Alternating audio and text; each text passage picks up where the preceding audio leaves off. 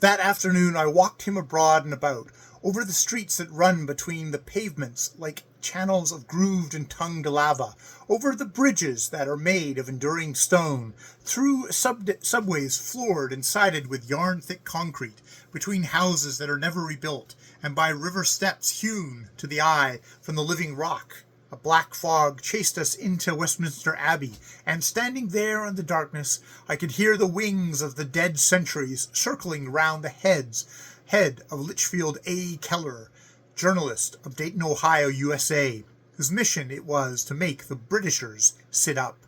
He stumbled, gasping into the thick gloom, and the roar of the traffic came to his bewildered ears. "Let's go to the telegraph office and cable," I said.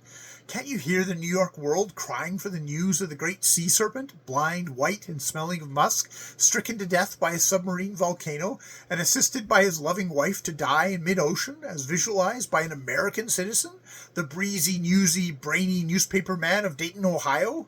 Rah for the Buckeye State! Step lively! Both gates! Sis! Boom! Ah!"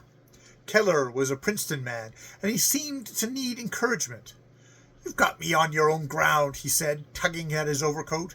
He pulled out his copy with the cable forms, for he had written out his telegram, and put them all into my hand, groaning. "If I pass, if I hadn't come to your cursed country, if I'd sent it off to the Southampton, if I'd ever get you west of the Alleghenies, if—" "Never mind, Keller. It isn't your fault. It's the fault of your country. If you had been about 700 years older, you would have done what I am going to do."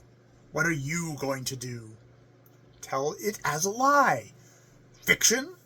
This was with the full-blooded disgust of a journalist for the illegitimate branch of the profession.